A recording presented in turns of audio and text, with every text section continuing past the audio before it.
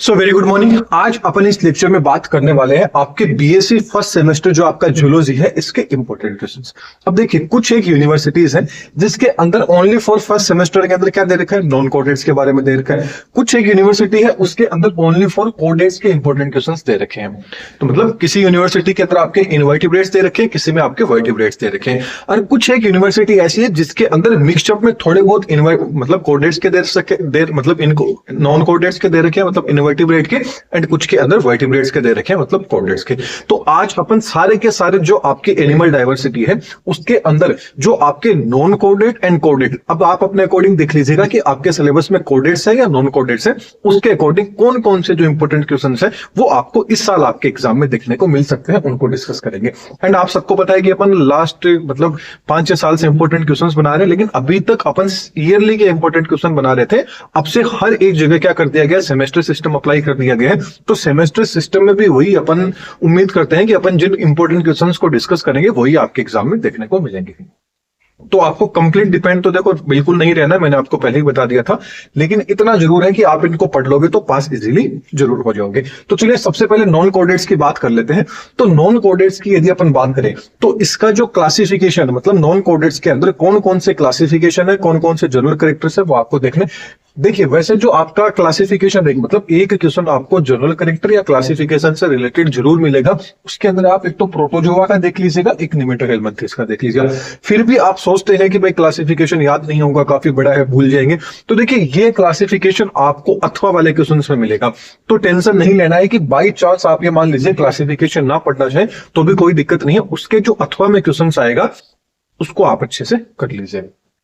चलिए फिर अगला क्वेश्चन देख लें। अगला क्वेश्चन आपको देखना है प्रोटोजोआ के अंदर लोकोमोशन किस तरह से होता है। अब लोकोमोशन प्रोटोजोआ सीलिया के द्वारा भी करते हैं, फ्लेजिला के द्वारा भी करते हैं, अमीबा के द्वारा भी करते हैं। अब जो बड़ा क्वेश्चन आ गया, मान लीजिए सिंगल क्वेश्चन आ गया, तब तो वो डायरेक्ट बोल देगा कि प्रोटोजोआ में लोकोमोशन आपको क्या करना है, एक्सप्लेन करना है। अब प्रोटोजोआ में लोकोमोशन कंप्लीट बताना है तो आपको तीनों की तीनों बताने होंगे, या फिर शॉर्ट नोट में पूछेगा तो आपको अमीबा में जो लोकोमोशन होता है, अमीबोइड जो लोकोमोशन होता है उसको थोड़ा सा अच्छे से देख लीजिएगा। इसके अलावा केनाल सिस्टम, जो पोरीफेरास होते हैं उसके अंदर जो केनाल सिस्टम होता है उसको एक्सप्लेन करना है। जैसे एस्कोन केनाल सिस्टम क्या हो गया, साइकोन क्या हो गया, ल्यूकोन क्या हो गया, केनाल सिस्टम, इनको आपको क्या करना है, एक्सप्लेन करना है। इसके अलावा जो आपके हाइड्रोजोन्स है, उन हाइड्रोजोन्स के अंदर पॉलीमॉर्फिज्म होती है, वो किस तरह से आपको देखने को मिल जाती है। फिर अगला क्वेश्चन आ जाता है कि वाटर वेस्कुलर सिस्टम आपको एक्सप्लेन करना है। जैसे आपकी जो स्टारफिश होगी उसके अंदर मतलब जो आपके काइनोडर्मेट्स हैं उनमें वाटर वेस्कुलर सिस्टम क्या होता है वो आपको एक्सप्लेन करना है। अगला आ जाता है आपको जो ओबेलिया की जो लाइफ साइकिल है उसको, एंड जो टीनिया सोलिया है उसकी जो लाइफ साइकिल है, इन दोनों की लाइफ साइकिल इंपॉर्टेंट है, तो इनको आप अच्छे से देख लीजिएगा। इसके अलावा जो इंसेक्ट्स होते हैं उनमें मेटामॉर्फोसिस की जो प्रोसेस होती है वो किस तरह से होती है, एंड कौन कौन से जो हार्मोन्स होते हैं वो इसके अंदर रोल इंपॉर्टेंट करते हैं, वो चीज आपको देखनी है। अब बात कर लेते हैं, कुछ आपके शॉर्ट नोट आपको देखने को मिल जाएंगे। तो उन शॉर्ट नोट में अपन बात करें तो जो आपका ICJN क्या होता है, मतलब नोमेनक्लेचर है, उसके जो कौन कौन से रूल है वो आपको देखने। इसके अलावा जो आपके टेक्सोनोमिक जो प्रिंसिपल्स है उन प्रिंसिपल्स को आपको क्या करना है, एक्सप्लेन करना है। इसके अलावा टोरिनसन एंड डिटोरिनसन क्या होता है गैस्ट्रोपोड्स के अंदर, ये आपको इसके ऊपर शॉर्ट नोट लिखना है। इसके अलावा जो हेमिकोडेट्स है, हेमिकोडेट्स पे आपको शॉर्ट नोट आ सकता है, तो इसका थोड़ा सा अच्छे से देख लीजिएगा। इसके अलावा आपको जो लेवल ऑर्गेनाइजेशन है उनको क्या है, डिटेल के अंदर पढ़ना है। सिलोम क्या होती है एंड एसिमेट्री क्या होती है, मतलब सिलोम के कितने टाइप्स होते हैं, कौन कौन सी सिलोम होती है। इसके अलावा सिमेट्री कितने टाइप्स की होते हैं, सिमेट्री वगैरह होगी, ये सारी कितने टाइप्स की होती है, इसको आपको थोड़ा अच्छे से देखना है। नेक्स्ट आ जाता है कि जो आपके एस्केलेरिस, जो आपके लिम्फोराइड्स हैं, ये क्या होते हैं, इनको आपको एक्सप्लेन करना है। नेक्स्ट आ जाता है जो आपकी कोरल रीफ है, इस कोरल रीफ को आपको क्या करना है, एक्सप्लेन करना है। चलिए तो अब अपन डिस्कस कर लेते हैं कि जो आपके कोडेट्स हैं उससे रिलेटेड कौन कौन से इंपॉर्टेंट क्वेश्चन है उनको अपन डिस्कस कर लेते हैं। तो कोडेट्स के अंदर भैया बोले तो अपन वर्टिब्रेट्स के अंदर अपन बात करें तो आपको इनके क्लासिफिकेशन के अंदर जो आपका प्रोटोकोडेट्स का क्लासिफिकेशन है, कोडेट वेरी इंपॉर्टेंट। आप देखोगे कोडेट्स, देखिए कोडेट्स ज्यादातर चांस यही रहेंगे कि एग्जाम के अंदर आपको कंप्लीट ही पूछ ले कि कोडेट्स के क्लासिफिकेशन को आपको बताना है कि कोडेट्स के कौन किस तरह का क्लासिफिकेशन है। ये देखिए सारा का सारा जो मैंने यहाँ पे आपको कंप्लीट चीजें बताई है, इन सबके बाकी वीडियो लेक्चर एंड नोट्स वो आपको टेलीग्राम के ऊपर मिल जाएंगे। वीडियो लेक्चर तो इसी चैनल पे मिल जाएंगे, लेकिन नोट्स वगैरह है वो आपको टेलीग्राम पे मिल जाएंगे। बाई चांस टेलीग्राम वगैरह नहीं है तो आप इंस्टाग्राम देख लीजिए, व्हाट्सएप चैनल देख लीजिए, सारी चीजें आपको अवेलेबल हो जाएगी।